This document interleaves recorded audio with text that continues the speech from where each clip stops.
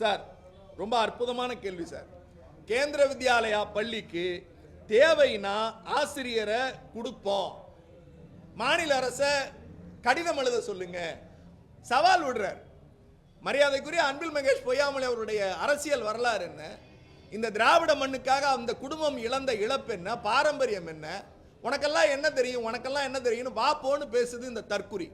கவுன்சிலரா நிக்கிறது கூட தகுதி இல்லாத ஒரு ஆளு, எந்த நின்ன எல்லா தேர்தலையும் தோத்து ஓடின ஆளு, யாரை பார்த்து மரியாதை இல்லாம பொதுவெளிகளில் ஒருமையில பேசக்கூடிய ஒரு அயக்கத்தனத்தை முதல்ல தடுத்து நிறுத்தணும்.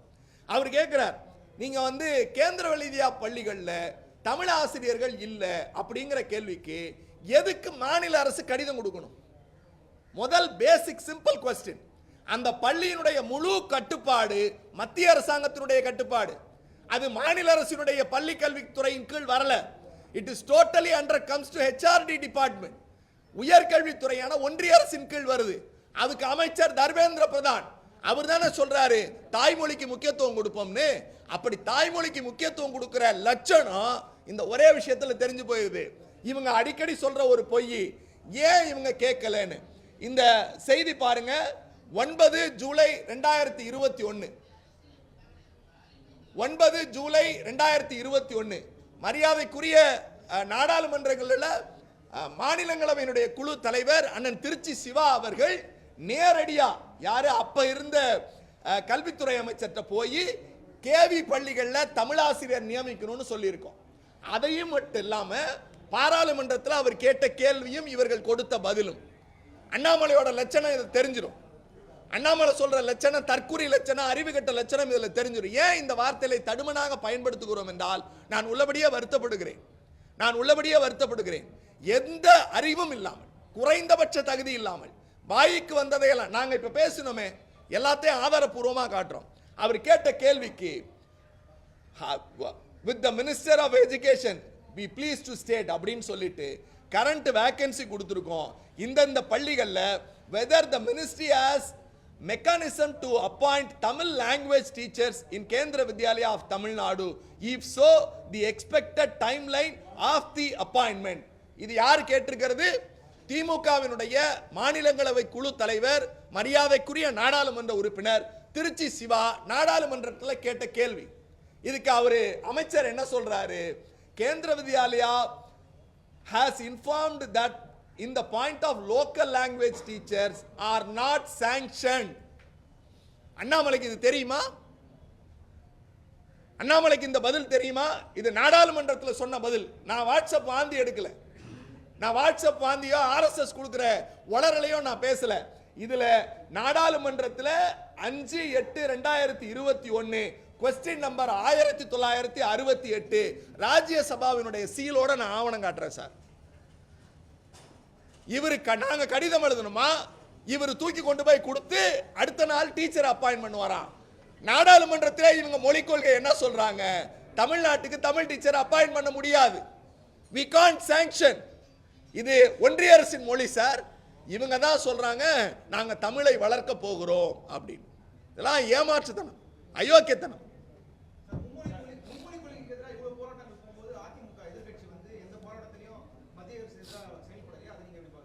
சார் அது ஏற்கனவே இருக்கிற கள்ள கூட்டணின்னு தான் நாங்கள் தொடர்ச்சியாக சொல்லிக்கிட்டு வரோம். நீங்கள் உங்க நினைவுகள் இருந்தாலும் ஒரு நினைவூட்டலை சொல்லுகிறேன். இந்த புதிய கல்விக் கொள்கை வருகிற போது அன்றைக்கு யார் முதலமைச்சராக இருந்தது, கருத்து கேட்பு கூட்டங்கள் நடந்த போது யார் முதலமைச்சராக இருந்தது தான் நம்ம 11 தோல்வி பழனிசாமி அவர்கள். புதிய கல்விக் கொள்கை குறித்து அவர்கள் ஆட்சியில் இருந்தபோது என்ன செய்தார்கள்னு யாராவது ஒருத்தர் ரிமைண்ட் பண்ணுங்க. நாங்க எதிர்க்கட்சி, அப்ப எங்களுடைய இன்றைய முதலமைச்சர் அன்றைய தலைவர் எதிர்க்கட்சி தலைவர் சொன்னாரு, நாங்கள் புதிய கல்விக் கொள்கை ஆராய்வதற்கு கல்வியாளர்கள் கொண்ட ஒரு குழுவை அமைத்தோம். இதே அறிவாலயத்தை அவங்க சந்திச்சாங்க. மக்கள் மீது எங்களுக்கு நம்பிக்கை இருக்கு, மக்கள் எங்களை நம்புகிறார்கள், ஆக அவர்களுடைய வளர்ச்சியில் சித்தாந்தத்தில் நாங்கள் கவனம் கொள்கிறோம். எடப்பாடி பழனிசாமி முதலமைச்சராக இருந்தபோது ஒரு ட்வீட் போட்டு அரை மணி நேரம் கழிச்சு டெலீட் பண்ண வரலாறு தமிழ்நாட்டில் இருந்துச்சு. என்னன்னா, மும்மொழி கொள்கை தேவைதானே அப்படின்னு ஒரு ட்வீட் போட்டார். உங்களுக்கு எல்லாம் ஞாபகம் இருக்குன்னு நினைக்கிறேன். எல்லாரும் சேர்ந்து கண்டன குரல் எழுப்பின உடனே அந்த ட்விட்டரை டெலீட் பண்ணிட்டார். அப்படிப்பட்ட அறிவு தெளிவு நாணயம் உள்ளவர்கள் எப்படி பேசுவார்கள்? டங்ஸ்டன் விவகாரத்தில் என்ன பேசினாங்க? மாநில அரசை வன்மையாக கண்டிக்கிறோம்னு வாய்க்கிளிய பேசிய பத்து தோல்வி பழனிசாமி மத்திய அரசை வலிக்காமல் வலியுறுத்துகிறோம் அப்படின்னு ஒரு வார்த்தையை பயன்படுத்துறார். வலிக்காமல் வலியுறுத்துகிறோம் பயன்படுத்துறார். இந்த ரெண்டு பேரும் தங்களுடைய நாற்காலிக்காக தமிழ்நாட்டு மக்களுக்கு துரோகம் செய்தவர்கள். அவர்கள் ஆட்சி பீடத்துக்கு வருவதற்கு, அவர்கள் ஆட்சியின் மூலம் RSS சித்தாந்தத்தை நடைமுறைப்படுத்துவதற்கு தமிழ்நாட்டு மக்களுக்கு துரோகம் விளைவித்தது இந்த ரெண்டு பேரும். ஆக அதை நம்ம மறந்துட முடியாது.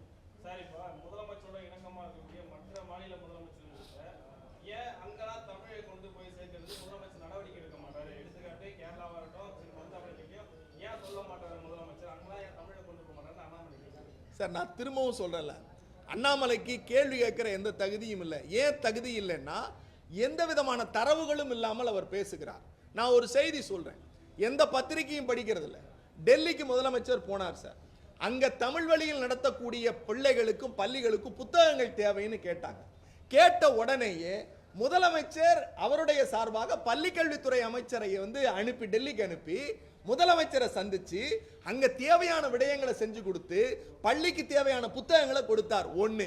ரெண்டாவது, மும்பை மகாராஷ்டிராவுக்கு போனார். மகாராஷ்டிராவில் இருக்கக்கூடிய தமிழ் படிக்கிற பிள்ளைகளுக்கு இன்ஃப்ராஸ்ட்ரக்சர் வசதி இல்லைன்னு முதலமைச்சர் சொன்னாங்க. சொன்ன உடனேயே பள்ளிக்கல்வித்துறை அமைச்சர் அங்க அனுப்பி கூட செயலாளர் போய் தமிழ் படிப்பதற்கான வாய்ப்புகளை ஏற்படுத்தி கொடுத்தார். உங்களுக்கு இன்னும் லேட்டஸ்டா ஒரு விஷயம் சொல்றேன். இப்போது எதிர்க்கட்சி சட்டமன்ற உறுப்பினராக இல்லாமல் தோற்று போயிருக்கிற மரியாதைக்குரிய நம்முடைய நடிகை ரோஜா இருக்காங்க இல்லையா, திரைப்பட நடிகை ரோஜா, அவங்க போன ஆண்டு கல்வி அமைச்சர் அந்த அமைச்சரா இருந்தாங்க, அந்த ஏதோ ஒரு துறையினுடைய அமைச்சர். அப்ப சென்னைக்கு ஒரு பேட்டிகளை சொன்னாங்க, எங்களுக்கு தமிழ் புத்தகம் கிடைக்கல எங்க மாநிலத்தில் அப்படின்னு. ஒண்ணு முதலமைச்சர் 24 மணி நேரத்தில் அவர்களுக்கு தேவையான தமிழ் பாட புத்தகங்களை அனுப்பினார். இப்படி எங்களுக்கு எந்த மாநிலம் கோரிக்கை வைக்கிறதோ, எந்த மாநிலங்களெல்லாம் தமிழ் பள்ளி இருக்கிறதோ அங்கேயெல்லாம் சிறமேற்கொண்டு செய்கிறார். அதை விட இன்னொரு செய்தி சொல்றேன், உலக பல்கலைக்கழகங்களில் சார், இவ்வளவு பேர் 10 வருஷம் அதிமுக இருந்துச்சு சார். உலக பல்கலைக்கழகங்கள் அப்போதும் இருந்தது, அப்போதும் கோரிக்கை வந்தது.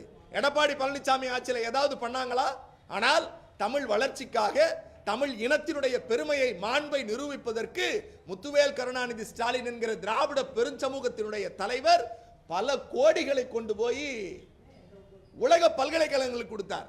அது மட்டுமல்ல, திமுகவின் சார்பாக நான் உட்கார்ந்து இருக்கிற அண்ணா அறிவாலயம் இருக்கிறதே, இந்த அண்ணா அறிவாலயத்தின் நிதியிலிருந்து தமிழ் வளர்ச்சிக்கு நிதி கொடுத்த இயக்கம் சார் எங்க இயக்கம்.